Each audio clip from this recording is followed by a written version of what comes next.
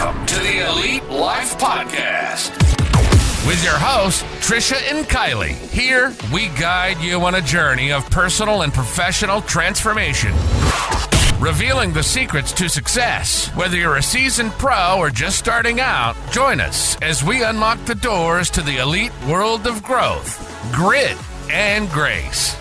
So, let's dive in. Welcome, friends, to another episode of the Elite Life Podcast. We are so glad you joined us today for part two of 12 books to level up your life. So if you read these books, you read one a month, you are going to become an amazing person. You're going to level up your personal relationships. We've talked about books to level up your business and your personal life, revolutionize everything. Do all of the things, okay? So go back to part one because we went through some really, really amazing reads. Max Out by Ed Milet, Relentless by Tim Grover, Year of Yes by Shonda Rhimes. So much. And we really unpacked those, which is why we had to make this a two-part because we got a lot to say. We do. But it's good. So it's all good. Okay. So, and most of these books we have read, either both of us or one of us. So part two, we are jumping right in with number 7. This is one of my personal favorites. It is 12 Rules for Life, An Antidote to Chaos by Jordan B. Peterson.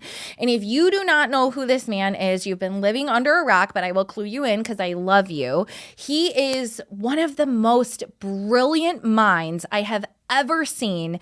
He has such an impeccable way of looking at life and just really dialing into the heart of things. And in this book, it's a philosophical and practical guide. I told Trisha she hasn't read this. I'm like, get it on Audible because he reads it and I love his accent. It's a he's a clinical psychologist and a professor. And what he does is he really distills he breaks down very complex psychological concepts into 12 very simple but profound rules for leading a very meaningful and ordered life. And now sometimes when I hear him talk, it's like reading a college textbook. Like it's very thick. And so a lot of times when I'm listening to one of his talks, I re-listen to it or I rewind it. What I loved about this book, because I listened to it on Audible as well, is he reads it. So, but also he was taking these very thick topics that lay people, normal people, would be as far above my personal brain. Let me not speak for everybody, okay? And he breaks them down in ways that make sense. It's humorous. It's just so amazing. So he draws from mythology, religion, his own personal experience. You learn a lot about him, and he addresses the chaos of modern existence and provides actionable steps for individuals to take responsibility, find purpose, and bring structure to their lives. So his advice encourages readers to confront life's difficulties with courage, self-discipline, and intentionality. And so we're just going to talk about a couple of the 12 rules here. They're all great. Please, if this book is amazing, please get on Audible, listen to it. It's fabulous. One of the rules is clean your room, which means master your immediate surroundings. And Trish and I have talked about this. This is one thing, when we first started coaching, I was like, my life is crazy because my house is crazy because my kids are crazy. And you taught me the reset rule, right? When you leave a room, you reset it to the way that it's supposed to be. Mm-hmm. See? I do listen when you talk. So with this rule, Peterson uses the metaphor of cleaning your room to emphasize the importance of taking control of your immediate environment before attempting to tackle larger challenges. And I think this is really relatable because I feel like, you have your house, you have your room, you have your office, you have your car, and how you operate in those spaces, and what those spaces in those environments look like can really affect your productivity, your mental health. And so this small actionable step really builds discipline and demonstrates how even minor improvements can create this ripple effect in other areas of your life. And just a quick testimony, a couple weeks ago, kids were gone, Ryan was gone. I was really unhappy with the way our room was set up. Like it was functional. It was fine. But like, I was like, okay, I'm going to move things around. I did that thing that like us ladies do where every like 3 to 6 months we move the furniture. So I cleaned. It gave me an opportunity to clean in corners that I wouldn't usually get into. And I rearranged the bedroom. It completely changed my life. Isn't it amazing? Dude, literally just moving the bed here, moving the dresser there. I got new lamps. I didn't get new lamps. Joe gave me new lamps I got used lamps, but they are fabulous and I love them. But rearranging the space really helped me stay motivated. I've been making the bed every day. I gave myself permission to buy new sheets. Yes. I put new sheets on the bed. I've been making the bed every day, which I didn't previously do because Ryan would get out of the bed last. And we are that couple where we each have our own blanket. And so my bed doesn't look as neat and tidy as yours might, but it's made. Like the blankets are there in a semi-tidy fashion. But what I will say is I now don't feel guilty when I tell my daughters, go clean your room. My room is clean. My space is clean. And when I go in there to change my clothes, I'm removing the dirty clothes. I'm hanging the stuff up. It really has helped motivate me to keep that space very tidy, which alleviates stress and because I have other things to do. So that's my testimony. That is my TED Talk on that one rule. No, it's so true. And I've told this story before and we can't have a million stories, but like I had to have a conversation with Dave because when we switched roles and he went into like taking care of the house, he would do the laundry and he would just hang all our stuff up in the closet. And I'm like, listen, this is going to sound absolutely crazy to you because for 90% of the world, it's not a big deal. But for me, when I go in my closet, if my stuff is not color coordinated, like black suit coats, blue suit coats, yellow suit coats, like I need to be able to walk in, know exactly where my thing is, take it out, or it feels like my whole life is in disorder because I start my morning off in chaos trying to search for this or search for that or search for this or search for that. And I am so grateful to have a husband that does laundry, and I don't want to be a jerk, and I do want my laundry done. But if you can't take the extra seconds to put these things away in this spot, then just leave them out for me to do myself. Because, which is fair. Yeah, it's just for me, like that's why I feel like it's so important. Like my office is always clean. I always reset the room before I leave. I always put my clothes back in the same place because then like when I walk in, I can feel good. Like I feel good about being in a clean space. When my car starts to get dirty, I'm like, dude, my life is in disarray. Like this is gross. I don't want to get in. And as realtors, we do live in our car. Yeah. We do. And I have 3 kids, so I quadruple live in my car.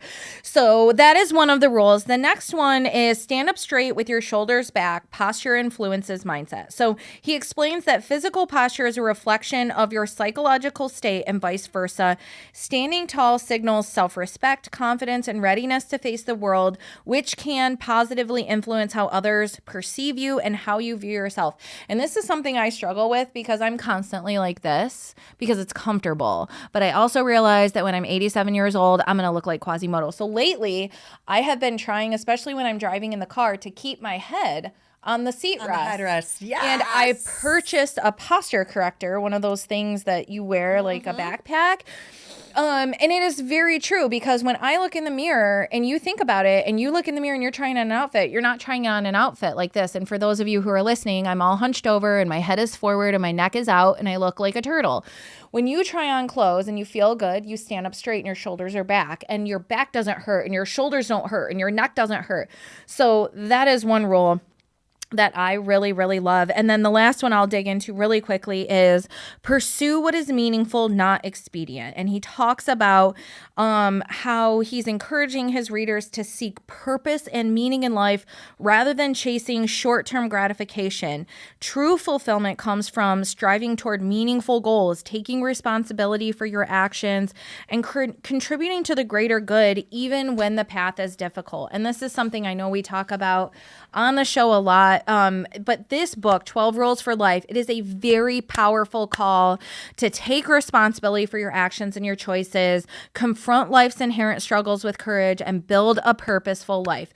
We don't want to spoil the book for you. So not covering all the rules here. So you have to check it out on your own. Jordan's principles just remind readers that while chaos is inevitable, you do have the tools to create order and meaning in your life through discipline, integrity, and intentional effort. And the man is just absolutely amazing. I could literally do an entire episode, but we have to move on. Number 8. The next one is Chillpreneur, the new rules for creating success, freedom, and abundance on your terms by Denise Duffield-Thomas. Now, I did read this. I read it. You read it. I think for me, this was something I needed to read, but it was also hard for me because I don't agree with everything in this book. So one of the things that I want everybody to understand and I hope like embrace is when you read a book, take from it what you need. You won't always agree with every single thing that's in it. Absolutely. But it's going to have something that you can take away and utilize later in life and help you move forward. So that is going to be my disclaimer for this book. I'm glad you said that because I felt the same way. Like I did enjoy the read. There were some parts where I was like, maybe not. But I did take some very good nuggets away from the book to apply to my life. And it has made a difference. Yeah, she's challenging the relentlessness of hustle mentality that's often glorified in entrepreneurship. And she does it with humor and relatability. And she introduces like a more joyful approach to achieving success by embracing more ease and authenticity in alignment with your personal values. And she does provide actionable strategies for creating a business that fits your life instead of forcing your life to fit your business, all while cultivating abundance and wealth. The reason I had a hard trouble with this is obviously I embrace hustle culture. Yeah, and that's one thing she says, let go of hustle culture. It's okay to create success with ease. So she argues that working harder doesn't necessarily lead to greater success. She encourages entrepreneurs to ditch the grind, streamline processes, and focus on doing less but better. By prioritizing what truly matters, you can achieve significant results without burnout. So on one hand, you are much more of a hustler than I am. And I feel like we have that inside of us similarly, but you're also in a completely different season of life than I am in. So my hustle is different than your hustle. Yeah. I love to hustle. Yeah. At one point, I had like 2-3 different side hustles. Remember, I was working property management. I was doing real estate. I was selling essential oils. I was doing Beachbody. But like, I do agree that there is some truth to streamlining your processes and procedures in order to work smarter and not grind yourself into the ground. And I know that that's something you can resonate with. Yeah, absolutely. And that was the parts that I like. Like she talks about setting boundaries and prioritizing self-care for sustainable growth. And I do believe in that. That's one thing that I have worked relentlessly in over the last couple years. And I continue to. Like I just had a conversation with Dave about somebody who reached out to me from Facebook about borrowing money. And I'm just like, what? Yeah. And it happens all the time. And I'm like, it's still difficult for me to say no to people because I want to help everybody. But I also need to understand, like, you have to set boundaries. And I was able to respond and say, I'm super sorry that you're going through these challenging. Currently this month, my focus is on helping children who aren't going to be able to have a Christmas this year. And that is where my focus is right now. And I will continue to pray for you and keep my ears out for additional jobs that open up. But that is important because you do have to set boundaries and you do have to block out time for rest or hobbies or your family in your schedule to recharge. And that helps you to get more excited about your business. Absolutely. So I think that you really, like, for me, like, taking this book for what it's worth if you hustle 24/7, 365, you will eventually burn out. Make sure you do set boundaries for self-care and what that looks like. And I mean, even down to like Andy Frisella, right? Yeah. Andy Frisella is all about that hustle and that grind, but he puts time in for his workouts, his nutrition, his wife, things right? that bring him joy, for sure. It's like every time I come back, and you know this, every time Ryan and I go up north and I come back, what do I have? 4, 5, 6, 7, 8 pages of notes and ideas and templates and all kinds of things to help in the business. So she also says that money flows when you align your work with your natural strengths, which I know you would agree with as well. When you are not not saying that you don't want to step outside of your comfort zone, because that's where growth happens. But when you are talking about, for example, the things that you're good at, like, for example, Riley is fabulous at social media. So like market there. Kylee, not so great. So, but when you align your strengths with what you're doing with work, and it's a natural strength for you, it's going to be a win. Yeah, so it's just all about, like, it's a great guide for teaching you how to achieve financial success and freedom without compromising your health, happiness, and values. And it's proof that you can be wildly successful while staying true to yourself and embracing a lifestyle of abundance. You don't always have to be, like, so stressed out about where your next dollar is coming from or being a bajillionaire. Like, make sure that you're enjoying the journey along the way is really what she's trying to say. Yeah, and the next one comes from Erica Medina. She recommended this book to me. It's called Say Goodbye to Survival Mode by Paine. So I listened to this on Audible, and Erica recommended it to me because she was constantly week in, week out in the office hearing me complain about just like life and how stressful momming is and the housework and the kids and the meal planning and all of this. So in this book, Say Goodbye to Survival Mode, Paine offers practical advice for breaking free from the constant overwhelm and busyness that many people experience. So she provides a roadmap for intentional living, focusing on how to regain control over your time, your money, and your priorities. And she shares strategies for simplifying life and organizing your day-to-day activities and making conscious decisions that align with your long-term goals. So this is a guide for those who feel stuck in a cycle of like stress and exhaustion. And it was a very helpful transition into a more peaceful and less chaotic season for life for me.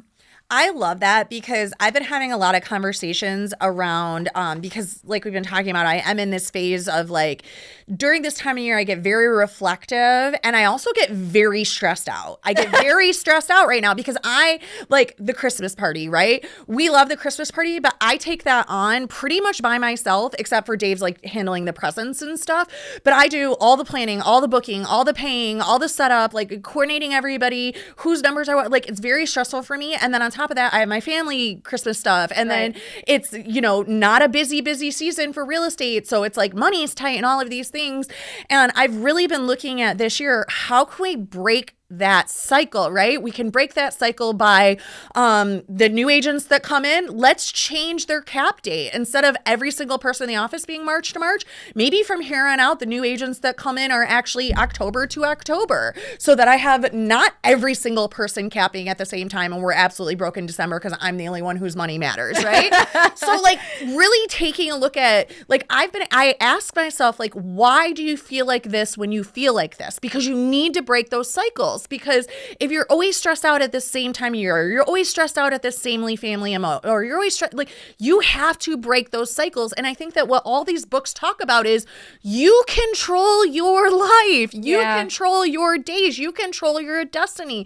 And I think that's another thing I really hit home in our coaching is like, Kylee, if you don't like how your life is, change it. Yeah. You change it. And that's what these books are for. You Absolutely. did. I'm so proud of you. And so one of the things she talks about is decluttering your schedule, which really hit home for me. Because like I said before, I'm one of those people where I will just like, I have all these great ideas and I want to do all the things and I want to fill all the buckets.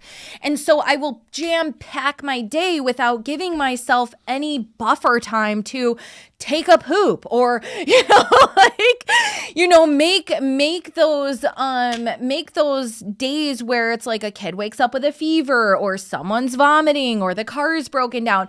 I did not give myself those buffer times. And so one of the core principles that she gives in the book is simplifying your life by eliminating unnecessary tasks, commitments, and distractions. She advises her readers to take a hard look at how they're spending their time and to get rid of activities that don't align with their values or their long-term goals. And by cutting out excess, you can focus on what really matters, whether it's family, self-care, or pursuing your passion or going to work.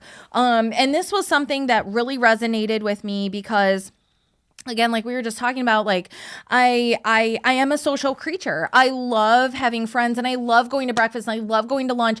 But all of my friends, like not all of them are in the same, hustle that I'm in. Like they have a job where they go and they get paid, and it's not dependent on them. Does that make sense? And so yeah, absolutely. When they have a day off, like it's a day off for them. I don't get days off. Right. I run my own business, and all of my really close people who love me have come to understand that and accept that about me. But I was having to say, no, I can't do the once a week breakfast, or no, I can't do the baby shower, or, things like that, or like delegating. No, I'm not going to spend an hour and a half cross posting this shit all over Facebook and prospecting, doing all this stuff. So this really hit home with me, and I really, really encourage everybody to read or listen to this book, especially if you are a mom or a dad or an entrepreneur, or someone who just feels like you're caught in chaos and you just don't have enough time. You have enough time. You just have to figure out where your time is going and what you can take off of your plate. Like I don't go grocery shopping anymore. I order it and it's done. Yep, I love that. And that brings us to number 10, which I love. You Owe You by Eric Thomas. Eric Thomas, known as E.T., the hip hop preacher.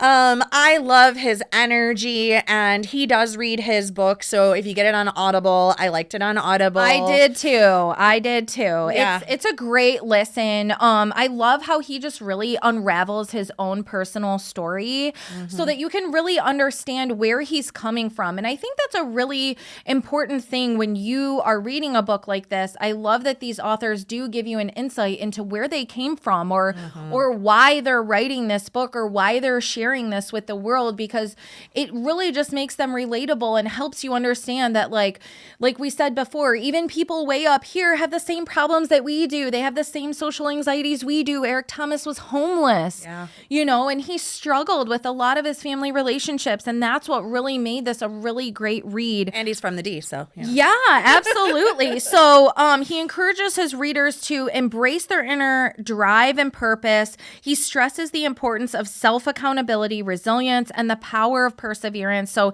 this book is really a rallying cry for anyone looking to break free from self-doubt, external limitations. He just urges his readers to realize that their future is in their own hands. And he emphasizes that you owe it to yourself. Yeah. You owe it to yourself to pursue your dreams. You owe it to yourself to take ownership of your life and unlock your fullest potential. I love that because, he talks about how accountability is the foundation of transformation. Every setback is a setup for a comeback. So keep pushing forward, and your story is your power. So use it to inspire yourself and others. I've been saying this a lot since Running Man, because Jesse Itzler said, do something that'll make yourself proud. And that resonated with me so much, because much of my life I've set up because I've been looking to make Trent proud of me. Like, I always wanted to be the mom that, when he got older, he'd be like, my mom was this like amazing powerhouse. And I told Dave, like, when I die, I want my grandkids to stand up and be like, Nana was the fiercest, most amazing person. And like, I'm thinking of like future generations and making them proud. But I remembered at Running Man that like, I'm my biggest critic. And if I can make myself proud, and when I lay my head down on the pillow at night, be proud of the work that I did, then I know I did a dang good job. Absolutely. Amen, sister. So I am so glad that you guys joined us for this 2-part journey. If you did not listen to part 1, go back, because we recap 6 other books that are going to revolutionize your mindset, your mentality, your mental health, and just help you live a more amazing, most authentic life. Like I said, Trish and I have read most of these books, either both of us or one of us. And there's always something that you can take away to help you level up your life personally and professionally. And what? There's 2 more books on the list. We did? What did we not talk about? So we didn't talk about The Compound Effect by Darren Hardy. And the reason why I'm stopping you is because that is another book that I highly suggest everybody on the planet reads.